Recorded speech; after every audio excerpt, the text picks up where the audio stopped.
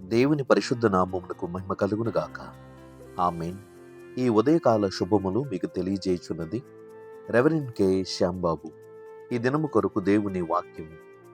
ప్రభు దృష్టికి మిమ్మల్ని మీరు తగ్గించుకొనుడి, అప్పుడు ఆయన మిమ్మల్ని హెచ్చించును.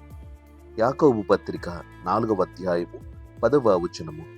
ప్రభునందు ప్రియులారా, మనుషులు చాలా వరకు స్వాభావికమైన డాంబికంగా ప్రవర్తించుచు అందరి ముందు తమ యొక్క ప్రగల్భాలతో కూడిన అహంకారము వెలుబుచ్చుతూ ఉంటారు. నేటి సమాజంలో అది మరి కాస్త ఎక్కువగానే కనబడుతున్నది.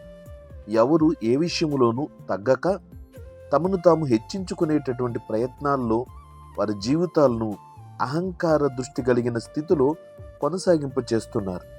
అయితే అదే ప్రవర్తన, అదే పద్ధతి దేవుని సన్నిధిని కూడా వారు వ్యక్తపరచడం అది బాధాకరమైన విషయమే. దేవుని సన్నిధిలో అందరూ సమానమే. ఎవరు తమను తాము హెచ్చించుకున్నట్టుగా కానీ తగ్గించుకున్నట్టుగా కానీ సరికాదు. దేవుని వాక్యము ద్వారా ఆత్మీయమైన చాలా సంగతులు మనకు బోధపరచబడుతున్నాయి. మనము ఒకరిని ఒకరు గనులుగా ఎంచుకొనాలి.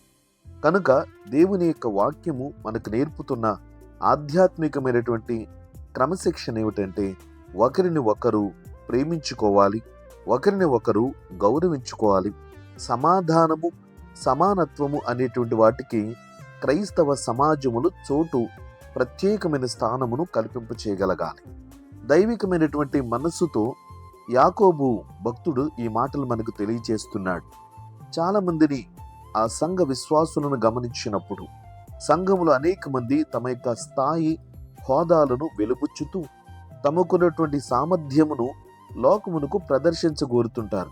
అది దేవుని సన్నిధిలో ఉన్నను లేదా లౌకిక సంబంధమైన సమాజంలో ఉన్నను ఆ ప్రవర్తన అలాగనే కనబడుతున్నది. కొందరు చదువును బట్టి అహంకారము, కొందరు ఉద్యోగములను బట్టి, కొందరు అధికారమును బట్టి, పదవులను బట్టి, పేరు ప్రఖ్యాతులను బట్టి తమ యొక్క హెచ్చింపులను అలాగ కనపరుచుతూ ఉంటారు.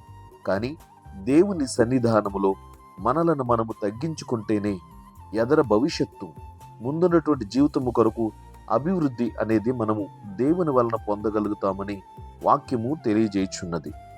లూకాసు వార్త 14వ అధ్యాయము 11వ వచనములో సాక్షాత్తు యేసు ప్రభువే ఈ మాటలను తెలియజేస్తున్నారు. తన్ను తాను హెచ్చించుకుని ప్రతివాడును తగ్గింపబడును, తన్ను తాను తగ్గించుకునివాడు హెచ్చింపబడునని తెలియపరుచున్నటువంటి వాక్యం ఇది.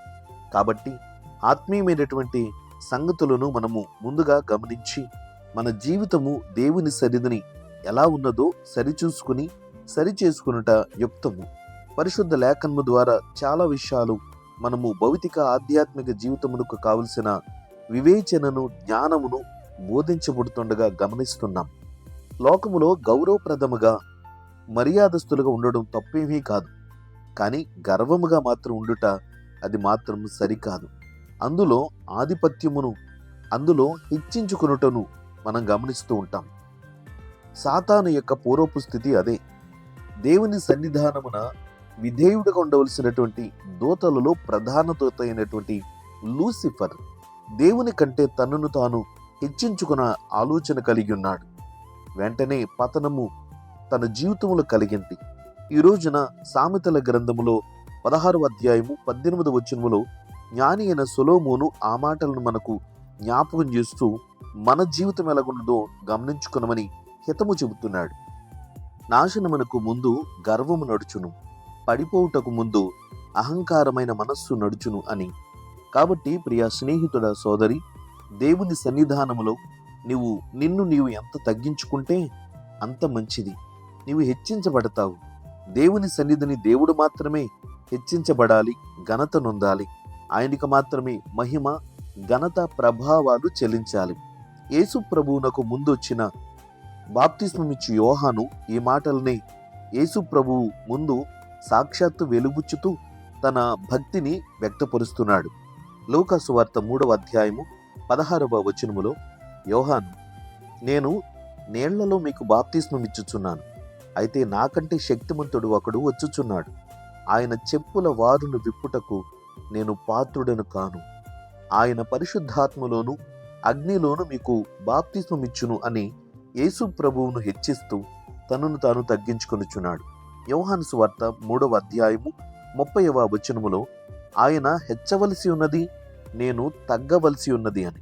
మరి యేసుక్రీస్తునకు ముందు వచ్చిన వయస్సులో పెద్దవాడైనను యేసు ప్రభు పరిచర్యకు మార్గం సిద్ధపరిచేటటువంటి ఆ పరిచర్యలో వాడబడుతున్న వాడైనను ఎంతగా తగ్గించుకున్నాడో బాప్తిస్మమిచ్చి యోహాను మనకు ఒక మాదిరితనమును నేర్పుతున్నాడు. కనుక సహోదరి సహోదరుడా, ఈ లౌకిక సంబంధమైనటువంటి కొన్ని విషయాలలో మాత్రమే నీవు భాగ్యవంతుడువు, గొప్పవాడవై ఉండవచ్చు. కానీ దేవుని సన్నిధిని హెచ్చించబడాలి అనంటే అది దేవునికి ఇష్టుడుగా, ప్రీతిపాత్రుడుగా నీవు జీవించగలగాలి. పేతురు రాసిన మొదటి పత్రిక 5వ అధ్యాయము 5 మరియు 6 వచనములలో, చిన్నలారా, మీరు పెద్దలకు లోబడి ఉండుడి, మీరందరూ ఎదుటివాని ఎడల దేన మనస్సు అను వస్త్రము ధరించుకొని మిమ్మును అలంకరించుకొనుడి. దేవుడు అహంకారులను ఎదిరించి దీనులకు కృప అనుగ్రహించును. దేవుడు తగిన సమయమందు మిమ్మును హెచ్చించినట్లు ఆయన బలిష్టమైన చేతి క్రింద దేన మనస్కులై యుండుడి అనే వాక్యము తెలియజేయుచున్నాడు. కాబట్టి దేవుని సన్నిధిని నిన్ను నీవు ఎంతగా తగ్గించుకుంటే అంతగా హెచ్చించబడతావు. అబ్రహామును ఉన్నత స్థాయిలోనికి హెచ్చించిన వాడు దేవుడే. ఒకప్పుడు స్థిరమైనటువంటి నివాసము, గ్రామము, చిరునామా లేనటువంటి అబ్రహామును పాలు తేనెలు ప్రవహించు దేశమునకు, కనానునకు దేవుడు పిలిచి అక్కడ ఆయనను అధికారిగా, అనేకమైన వారికి ఆశీర్వాదకరముగా, రాజుగా నిలిపి ఉన్నాడు. అనేక మంది ప్రజలు తన ద్వారా ఆశీర్వదించబడినట్లు అబ్రహామును దేవుడు హెచ్చించాడు. అంతేకాదు, గొర్రెల కాపులో ఉన్నటువంటి దావీదు విషయంలో కూడా దేవుడు ఈ ఆలోచననే మనకు తెలియపరుస్తున్నాడు. ఎంతగా హెచ్చించాడో కదా. కేవలము పశువులను కాసేటటువంటి కాపరిగా ఉన్నటువంటి దావీదును తీసుకువచ్చి ఇశ్రాయేలు 12 గోత్రాల వారికి అధికారిగా, చక్రవర్తిగా చేశాడు. ఈ రోజున నీ జీవితమును హెచ్చించాలంటే దేవునికి పెద్ద కష్టతరమేమీ కాదు. అయితే నిన్ను నీవు తగ్గించుకొని దేవుని కృప కొరకు అనుదినము కనిపెట్టగలిగితే నీ భవిష్యత్తు, నీ బ్రతుకు బాగుపడుతుంది. సోదరి సహోదరుడా, విశ్వాసముతో ప్రభు యొక్క వాక్యమును అనుసరించి జీవించగలిగితే నీవు భాగ్యవంతుడివే. యెషయా గ్రంథము 66వ అధ్యాయము 2వ వచనములే మాట అంటాడు, అవన్నీ నా హస్తకృత్యములు, అవి నా వలన కలిగినవని యెహోవా సెలవిచ్చుచున్నాడు. ఎవడు దీనుడై నలిగిన హృదయము గలవాడై నా మాట విని వణుకుచుండునో వానినే నేను దృష్టించుచున్నాను అని. కాబట్టి ఈ దినాన్ని నీ జీవితమును దేవుడు గమనిస్తున్నాడు, నీ ప్రవర్తనను గమనిస్తున్నాడు. కనుక నీవు హెచ్చించబడే సమయానికి నిన్ను నీవు తగ్గించుకొనగలిగితే దేవుడు సమస్తమైన విషయములలో విజయమును, ఖ్యాతిని, మంచి పేరును, ఘనతను నీకు ప్రసాదిస్తాడు. దేవునికి లోబడి జీవించండి, విశ్వాసముతో బ్రతకండి. దైవాశీస్సులు కలుగునుగాక. ఆమేన్. ప్రార్థన. ప్రేమగల తండ్రి, ఘనమైన దేవానికి స్తోత్రాలు. దివ్యమైన నీ వాక్యము చేత మీరు మమ్మను సంస్కరించుచు మరొక వాక్యమును ఈరోజు మాకు బోధపరిచున్నారు. మమ్ములను మేము తగ్గించుకున్నట్టు చేత అనేకమైన విషయములలో అభివృద్ధిని, ఆశీర్వాదమును, ఘనతను, గౌరవాన్ని నీ వలన పొందగలం. ప్రభువా, నీవు మాతో మాట్లాడే ప్రతి మాట వెనుక మా భవిష్యత్తు ఉన్నది ప్రభువా. కనుక ఎవరైతే ఈ మాటలను ఆలకించి తమను తాము తగ్గించుకుని నీ సన్నిధిని, నీ నామమును గణపరుస్తున్నారో వారిని తల ఎత్తుకుని వారుగా చేయండి, వారిని భాగ్యవంతులుగా చేయండి. ప్రభా, కృంగిన వారిని లేవనెత్తువాడువు నీవే, దీనులను పెంటకుప్పల మీద ఉన్న వారిని పైకెత్తువాడువు నీవే. ప్రభా, సమస్తమైన విషయములలో ప్రధానులతో కూడా కూర్చుండబెట్టగలిగే సామర్థ్యము నీ దగ్గర ఉన్నది. నీవు ఒకరిని హెచ్చించగలవు, ఒకరిని తగ్గించగలవు.